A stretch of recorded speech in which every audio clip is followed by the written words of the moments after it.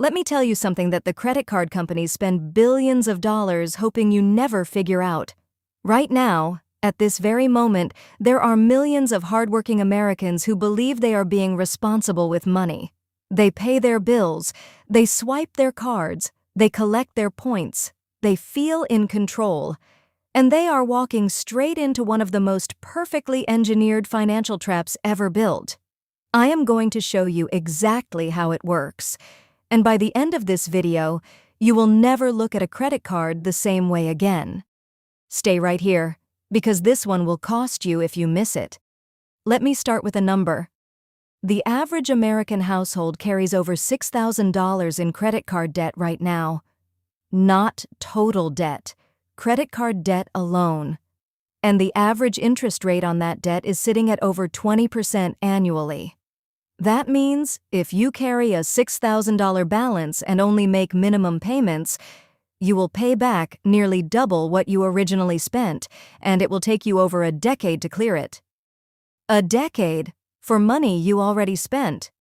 But here is what nobody tells you. The minimum payment was not designed to help you pay off your debt. It was designed to keep you in debt as long as mathematically possible. That number on your statement, that small, manageable, comfortable minimum payment, is the most expensive number in your financial life. Now let me talk about the trap that gets educated people, smart people, people who know better. The rewards trap. Airlines miles, cashback, points, hotel stays. Credit card companies spend billions marketing these rewards because they know one thing that most consumers do not. For every dollar you earn in rewards, studies show that reward card users spend an average of 12 to 18% more than people who pay with cash. You are not earning free flights. You are spending your way into them, and the interest charges on your carried balance will wipe out every single point you ever earned within the first 2 months. The reward is not for you, the reward is the bait.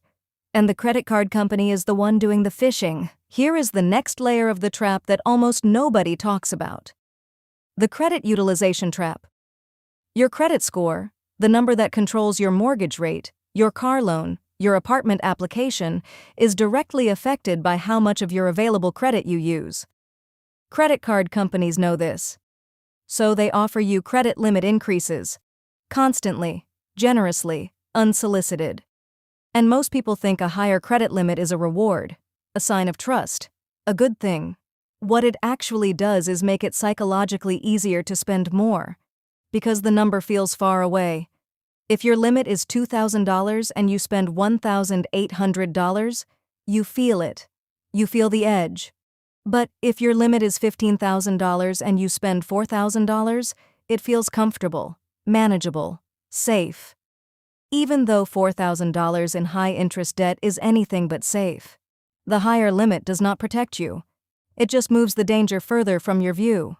And then there is the trap that hits hardest of all, the psychological trap. Multiple studies in behavioral economics have proven that people experience physical pain when they hand over cash. Actual, measurable neurological pain. But when you swipe a card, that pain disappears entirely. Your brain does not process a credit card swipe the same way it processes losing physical money. This is not an accident. Credit cards were engineered, deliberately, scientifically, to reduce the psychological friction of spending. The tap, the swipe, the contactless payment, the one-click online checkout. Every single one of these innovations was designed with one purpose, to make spending feel like nothing. Because the less spending hurts, the more you spend. And the more you spend, the more interest they collect. This is not a financial product designed to help you build wealth. This is a behavioral engineering product designed to extract it. So, what do you actually do with this information? 3 things. First, treat your credit card like a debit card. Only spend what you already have in your bank account.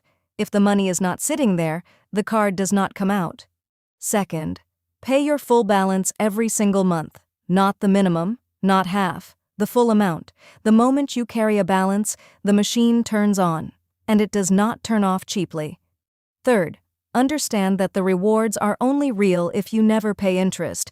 If you are carrying a balance while collecting points, you are paying hundreds to earn pennies. The math will never work in your favor. Credit cards are not evil, but they are not your friend either. They are a tool, and like any tool, in the wrong hands or used the wrong way, they cause serious damage. The credit card companies understand your psychology better than you understand it yourself. They have spent decades and billions of dollars making sure of that. But now you have something most of their customers never get. You have the truth. If this video opened your eyes, I need you to do one thing right now. Subscribe. Every single week, I bring you the financial truth that banks, credit card companies, and financial institutions hope you never learn.